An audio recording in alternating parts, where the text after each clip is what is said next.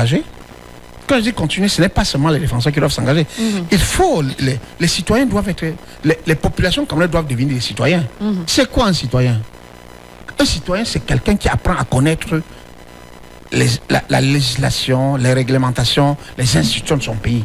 Parce que mieux vous connaissez ce faisceau, ce corpus qui au plan du droit gouverne la cité, la res publica, comme on l'appelle.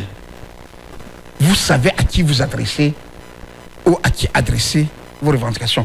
Vous ne vous levez pas, vous mettez partout là, vous criez. Non, vous savez que telle chose a été mal faite, vous savez à qui vous la destinez. Quand vous décidez de sortir dans la rue, vous sortez dans la rue parce qu'il n'y a pas eu de réponse là où vous les avez destinés. Et nous estimons, en tout cas moi j'estime, parce que là en ce moment je parle comme défenseur des droits de l'homme, vous ne m'avez pas demandé de parler comme représentant de telle organisation, je parle comme défenseur des droits de l'homme. J'estime que le Cameroun a une marge importante à faire. Rappelez-vous, le Cameroun est passé le 12 novembre dernier devant le Comité des Nations Unies contre la torture, où il devait présenter son 6e rapport périodique. Le rapport périodique, c'est un outil par lequel les États ratificataires de la Convention des Nations Unies contre la torture viennent tous les 4 ans présenter devant ce comité spécialisé des Nations Unies les progrès faits par rapport aux observations des lapsus ou des insuffisances faites 4 années auparavant.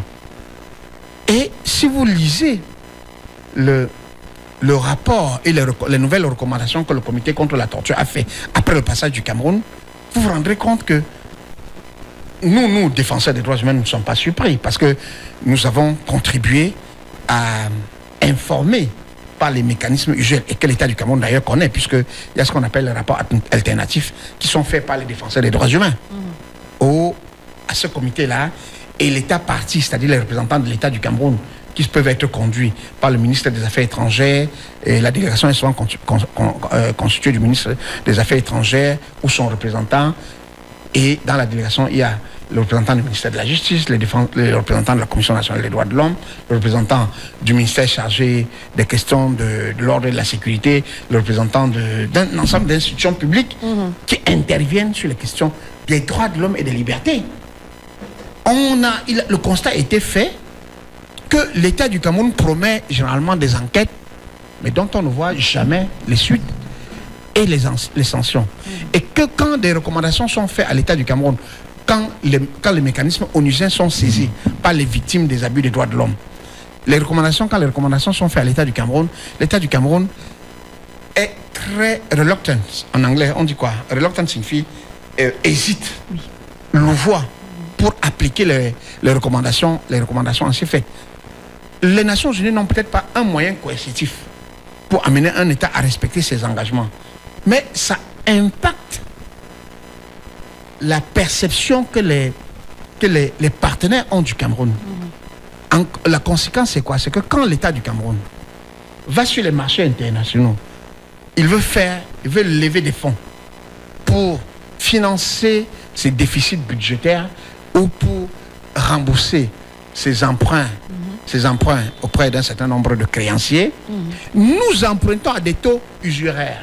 Là où des pays qui ont une situation de droits de l'homme empruntent au taux de 3%, 3, 4, 5, 6%, nous empruntons au taux de 10, 11%. Du coup, notre déficit budgétaire se creuse. Là, on a augmenté le budget de l'État du Cameroun pour l'exercice qu'on est en train d'examiner en ce moment à l'Assemblée nationale. A augmenté de 39 milliards de francs CFA, passant, je crois, à 7300 milliards et plus. Si vous l'avez parcouru, vous remarquerez que l'enveloppe consacrée au paiement au paiement des arriérés de la dette est importante. Et c'est des échéances qui doivent être respectées, parce que si vous ne respectez pas, vous tombez en défaut de paiement, et quand un État est en défaut de paiement, il ne peut plus prêter au marché international.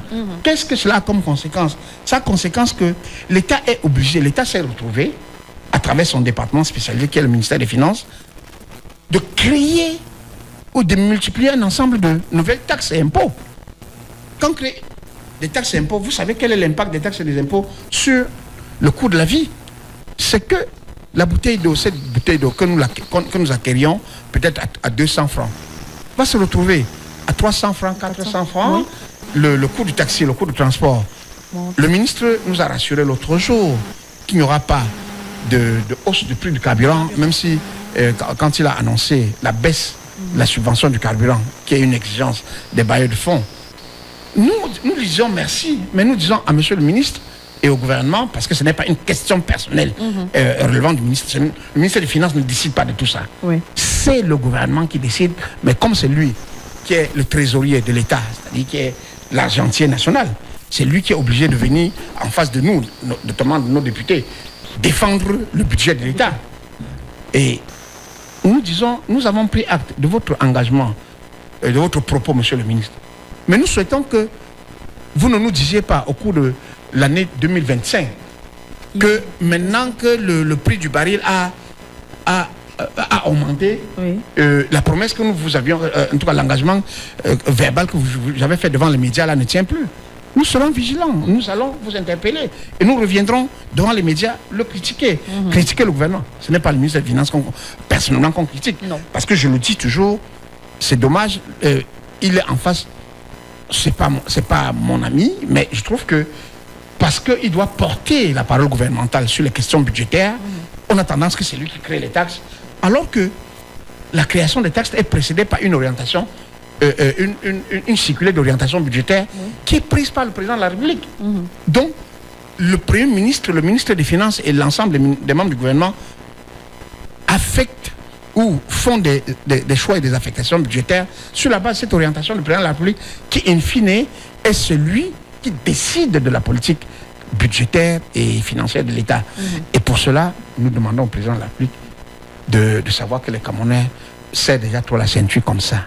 Et que ceux qui ont les moyens, ils veillent à travers les outils dont il a à sa disposition. Quand je m'adresse au président de la République, je m'adresse à l'ensemble de ceux qui sont autour de lui, qui le conseillent. Parce que avec son grand âge, je ne me fais pas d'illusions en pensant qu'il est partout à la fois. Oui.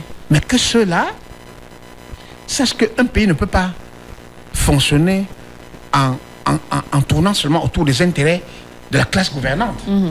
Que le Cameroun doit consacrer les ressources nécessaires pour l'éducation.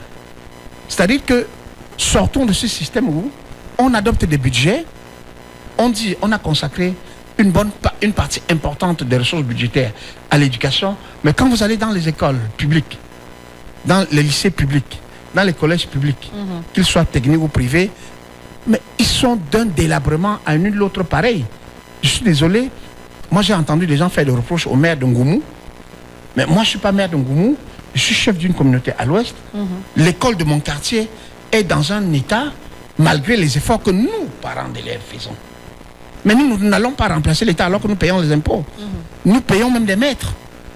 Dans les zones, dans l'arrière-pays, la plupart des maîtres viennent s'agglutiner dans les grandes villes, Douala, Yaoundé, avec les systèmes de corruption et de ruissellement, où les gens payent pour rester dans les grandes villes et faire les affaires, pendant que l'arrière-pays n'a pas d'enseignants.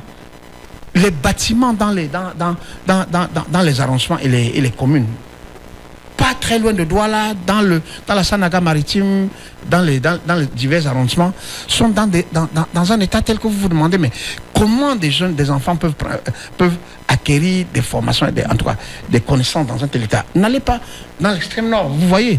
On va me dire, mais de quel droit pouvez vous mettre à Douala et parler de ce qui se passe?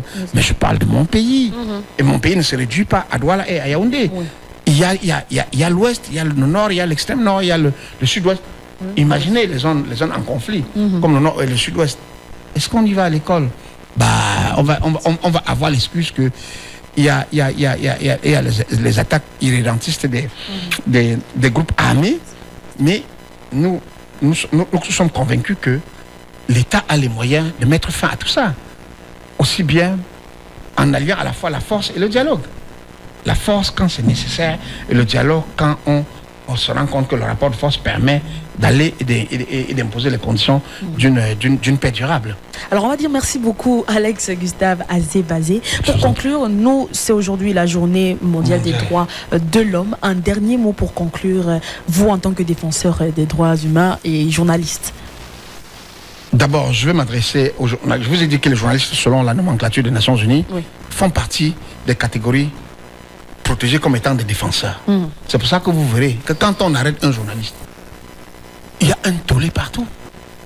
Quand on interpelle un journaliste, même si la loi pénale ne fait pas de différence entre le journaliste et tout autre citoyen, mais la communauté des nations protège le journaliste comme défenseur, exactement comme l'avocat.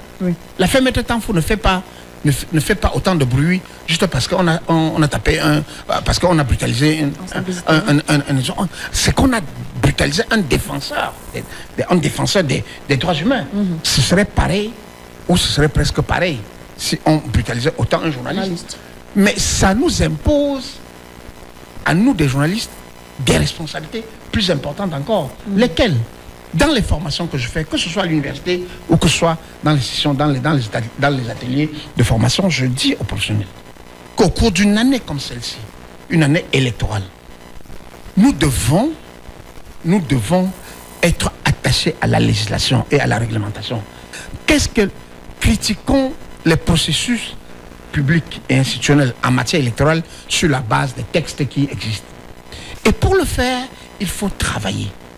Travailler, c'est, à défaut d'aller lire soi-même les lois, les différentes lois qui sont réunies dans le code électoral pour comprendre à tel niveau